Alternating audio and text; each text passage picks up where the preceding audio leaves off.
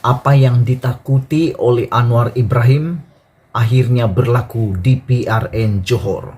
Sekarang pukul 5.34 petang, dilaporkan daripada PRN Johor hanya lebih kurang tepat pukul 4 petang tadi baru 50%. Laporan 4 petang tadi baru 50% pengundi turun mengundi.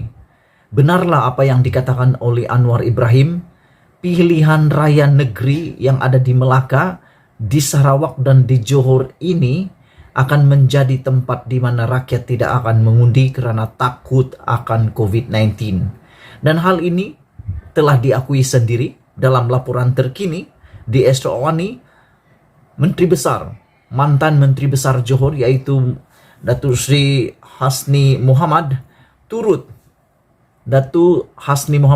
mengakui bahwa peratusan kurang mengundi itu adalah disebabkan kerisauan rakyat terhadap COVID-19. Di dalam jawaban para pembaca dalam berita ataupun laporan ini, dalam tweet Astro Awani, ada beberapa orang yang memberikan jawaban ataupun persoalan yang amat menarik, yang mana 90% daripada komen itu bertanya semula kepada pemimpin-pemimpin yang ada di Malaysia, khususnya di Johor. Salah satunya Sivar Guru.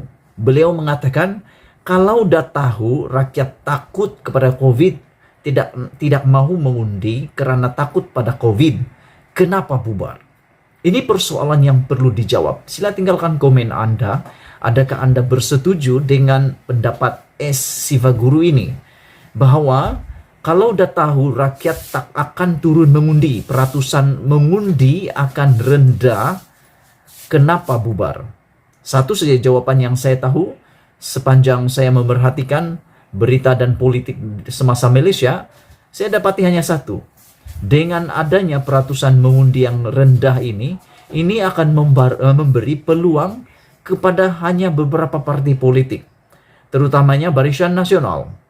Barisan Nasional, pengundinya itu atau akar umbinya itu banyak berada di Johor. Menurut salah seorang daripada penonton dalam channel saya, beliau menjawab, Barisan Nasional hanya perlu 30% undi untuk menjadi kerajaan di Johor.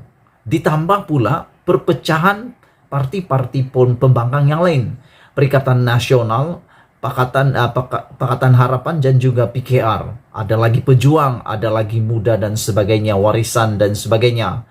Jadi Barisan Nasional hanya perlu 30% pengundi saja untuk dapat jadi kerajaan. Mereka tahu itu. Itu sebab itu jawaban dia kepada Sivar Guru. Barisan Nasional tahu mereka hanya perlu 30% keluar mengundi, mereka boleh menang. Tapi kenapa bubar? Rakyat takut dengan COVID-19. Sudah tahu kenapa bubar lagi. Ivan Lim juga mengatakan bahwa lepas tu bubar untuk apa? Kata Ivan Lim.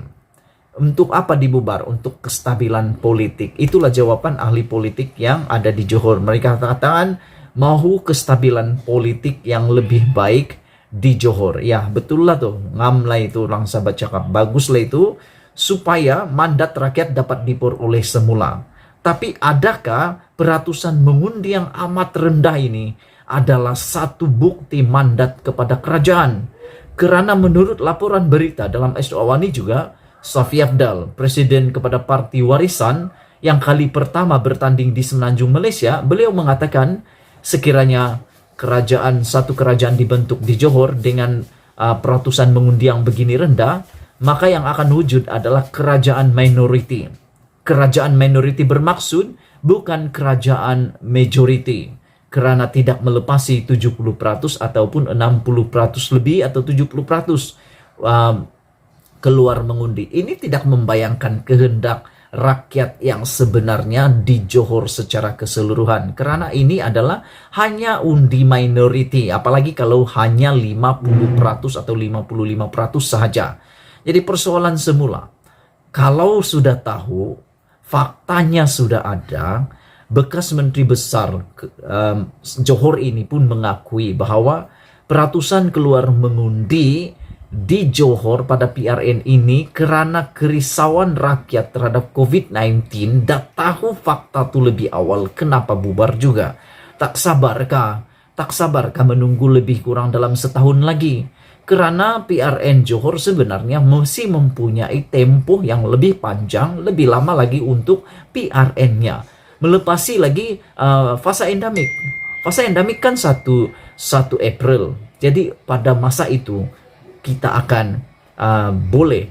Saya setuju kalau diadakan pilihan raya juga kalau waktu itu sebab sudah pada endemik. Dan berita yang paling menggemparkan lagi, seorang wanita yang sangat bersemangat untuk menentukan nasib negerinya itu, kerajaan negerinya itu, telah di-compound Rp1.000 karena mengundi pada waktu beliau positif COVID-19. Dan berita yang terkini saya baca, wanita itu memberi alasan beliau tidak tahu sekiranya seorang yang dikuarantin positif COVID-19 tidak boleh mengundi. Beliau memberitahu alasannya turun mengundi karena tidak tahu. Tapi saya sebenarnya memuji sikap wanita ini karena beliau walaupun positif COVID-19, beliau tetap mau mengundi. Inilah ciri-ciri patriotisme bagi orang-orang Malaysia yang sepatutnya ada. Walau macam manapun, kita tetap mau perjuangkan hak kita. Walau bagaimanapun, bersih dalam kenyataan yang terkini, bersih mengatakan tindakan menghalang pengundi positif COVID-19 itu telah melanggar perlembagaan Malaysia.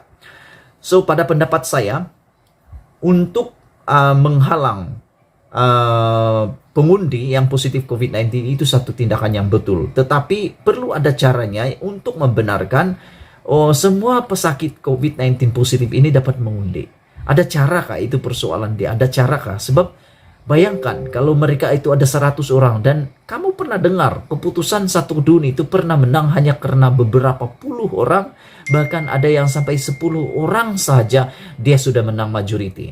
Jadi kalau ada 100 orang yang positif COVID-19, perlukah mereka dinafikan hak perlembagaan mereka? Itu menurut bersih. Jadi dengan adanya keputusan mengundi yang amat rendah, peratusan mengundi yang rendah ini, maka terjadilah berita yang betul-betul menakutkan. Anwar Ibrahim akhirnya terjadi. Adakah PKR akan menang? Sama-samalah kita tunggu. Adakah PH menang? Sama-samalah kita tunggu. Adakah PH dan PKR akan mengalami nasib serupa seperti yang dialami di PRN Melaka? Kalah teruk karena kurangnya peratusan mengundi? Dan adakah Barisan Nasional akan menang besar lagi walaupun mereka tidak menang undi populer? Karena dalam PRN Melaka dulu mereka hanya menang biasa, bukan undi populer.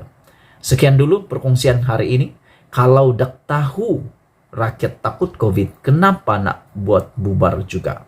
Anda jawab untuk saya. Kita jumpa lagi untuk keputusan PRN Johor sebentar lagi. Bye-bye.